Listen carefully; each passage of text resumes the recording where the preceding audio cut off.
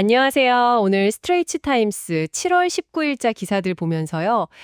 요즘 국제사회의 여러 마찰 지점들, 또 예상 밖의 협력 같은 것들 좀 깊이 살펴보겠습니다. 네, 안녕하세요. 정치 소송부터 기술 안보, 경제 협력, 스포츠 소식까지 한번 명료하게 짚어보죠.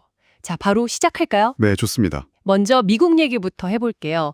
트럼프 대통령이 다우존스 뉴스코프, 루퍼트 머덕, 그리고 월스트리트 저널 기자 둘을 상대로 명예훼손 소송을 걸었다고요? 네, 맞습니다. 그게 2003년에 트럼프 대통령이 제프리 앱스타인에게 보냈다는 생일 축하 메시지 관련해서 월스트리트 저널이 보도를 했는데 그게 발단이 됐어요. 아, 그 내용에 성적인 그림이 있고 비밀 언급이 있었다, 이런 거였죠? 네, 그런 내용이었는데 사실 현직 대통령이 이렇게 거대 언론사를 직접 고소하는 건 정말 드문 일이죠. 그렇죠. 꽤 이례적인데요. 네, 이게 마이애미 연방법원에 제기된 소송인데 시기적으로도 좀 그래요.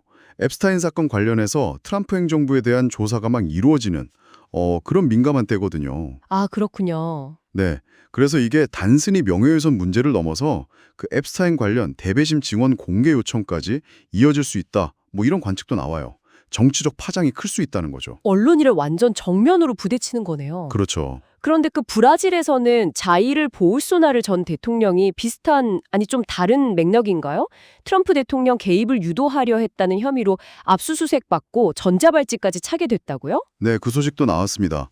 자택 압수수색이랑 전자발찌 착용 명령 이런 걸 이제 통제 명령이라고 부르는데 그만큼 지금 법적 압박이 세다는 뜻이죠. 그 혐의가 정확히 뭐죠? 트럼프 대통령이랑 어떻게 연결되는 거예요? 핵심은 이제 보소나로 전 대통령이 지난 브라질 대선 때 트럼프 대통령한테 좀 개입해달라고 요청했다 이런 의혹이에요. 아, 근데 여기서 흥미로운 게 뭐냐면요. 트럼프 대통령이 실제로 보소나로를 도우려고 그랬는지 브라질산 제품에 고율 관세를 매겼던 적이 있거든요. 네, 기억납니다. 근데 이게 오히려 브라질 내에서는 역효과를 냈다는 분석이 있어요. 그러니까 현 좌파 정부에 대한 반감을 줄이고 오히려 지지층을 결집시키는 그런 효과요. 아, 도와주려다 반대로. 참 아이러니하네요. 네, 그렇죠. 물론 보소나로 본인은 이게 다 정치 보복이다, 트럼프 비판에 대한 보복이다 이렇게 주장하고 있고요. 상황이 좀 복잡하게 얽혀 있습니다. 참 복잡하네요. 이렇게 정치적으로 막 긴장이 높아지는 와중에 남아공에서 열린 G20 재무장관 회의에서는 또 뜻밖의 합의가 나왔다고요? 네, 그게 좀 주목할 만한 부분이에요. 특히 미국이 곧 추가 관세를 부과할 거다 이런 얘기가 나오는 상황이었잖아요. 네, 8월 1일이었죠. 맞습니다. 바로 그 시점을 앞두고 G20 재무장관하고 중앙은행 총재들이 모여서 다자간 협력 강화 이걸 강조하는 공동성명을 냈다는 거죠. 그냥 원론적인 얘기 아닌가요? 표면적으로는 그렇게 보일 수도 있는데 지금 같은 무역 긴장 국면에서는 이런 합의를 도출하는 것 자체가 사실 쉽지 않았을 거거든요. 하긴 그렇겠네요. 네, 그러니까 격화되는 갈등 속에서도 어떻게든 국제 공조의 틀은 유지해야 한다. 이런 공감대는 아직 살아있다. 이런 신호로 볼 수 있겠죠. 물론 이게 실제 행동으로 이어질지는 좀 더 봐야 하고요. 네, 지켜봐야겠군요. 자, 국제공조 얘기 나온 김에 이번엔 기술 안보 쪽으로 가볼게요.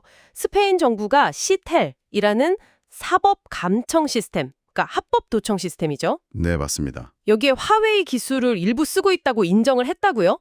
이게 왜 논란이 되는 건가요? 근데 스페인 정부는 이게 아주 제한적인 부분이고 국가 보안 기준에 따라 철저히 관리되는 고립된 시스템의 일부라서 보안 위험은 전혀 없다 이렇게 강조는 했어요. 하지만 감청 시스템인데. 그렇죠. 시텔이라는 게 법원 허가 받아서 통신 내용을 들여다보는 거잖아요. 굉장히 민감한 시스템인데 여기에 이제 화웨이 기술이 들어갔다는 사실 자체만으로도 논란이 될 수밖에 없죠. 그렇겠네요. 파장이 있었나요? 네, 바로 있었어요. 이 보도가 나가자마자 미국 상하원 의원들이 국가정보국 DNI 국장한테 스페인이랑 정보 공유하는 거 다시 검토해봐라 이렇게 요구하고 나섰습니다. 아, 역시 미국이 바로 반응을 보이는군요. 네, 화웨이 문제에 대해서 미국과 동맹국들 사이에 얼마나 민감한 기류가 흐르는지 딱 보여주는 거죠. 기술이 어떻게 보면 이제 지정학적 긴장의 최전선이 된 거예요. 정말 그렇네요. 정치, 경제, 기술 다 얽혀 있는데 이런 복잡한 상황 속에서 스포츠 소식도 하나 들어왔네요. 여자 유로 2025요? 네, 맞아요. 스페인이 또 여기서 등장하는데 세계 챔피언인 스페인 여자 축구팀이 개최국 스위스를 2대0으로 이기고 준결승에 올라갔습니다. 아, 스페인이 축구 강국이죠? 네, 후반전에 아테네아 델 카스티요하고 클라우디아 피나 선수가 골을 넣었고요. 스페인 여자 대표팀은 사상 첫 유럽 대회 우승을 노리고 있는데 준결승에서는 프랑스나 독일 둘 중 하나랑 붙게 됩니다. 이것도 치열하겠네요. 네, 정치나 기술 분야의 긴장과는 또 다른 종류의 아주 치열한 국제 경쟁이죠. 자, 오늘 저희가 트럼프 대통령 관련 소송 문제랑 브라질 상황, 또 G20의 의회의 합의, 스페인의 화웨이 기술 논란, 그리고 여자 유로 축구 소식까지 정말 다양한 얘기를 나눠봤는데요. 이 조각들을 이렇게 모아보면 어떤 큰 그림이 보일까요? 오늘 다룬 이야기들이 지금 국제사회가 얼마나 복잡하게 얽혀 있는지를 잘 보여주는 것 같아요. 그러니까 정치, 경제, 기술, 이게 다 따로 노는 게 아니라 서로 영향을 주고받는 거죠. 네, 그렇죠. 트럼프 대통령 개인의 어떤 법적 문제나 미국의 무역 정책이 다른 나라, 예를 들면 브라질의 국내 정치에까지 영향을 미치고 또 G20 같은 다자 협력체는 이런 긴장 속에서도 어떻게든 좀 역할을 하려고 애쓰는 모습이고요. 네. 동시에 화웨이 사례처럼 기술 패권, 이 안보 논쟁은 동맹 관계까지 흔들 수 있다는 걸 보여주잖아요. 정말 다 연결되어 있네요. 네. 그래서 여기서 마지막으로 여러분께 한번 던져보고 싶은 질문은 이겁니다.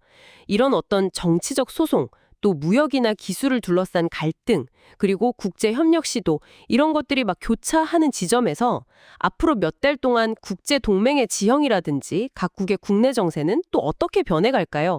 한번 생각해볼 문제인 것 같습니다. 아, 정말 흥미로운 질문이네요. 앞으로의 변화를 계속 주목해야겠습니다.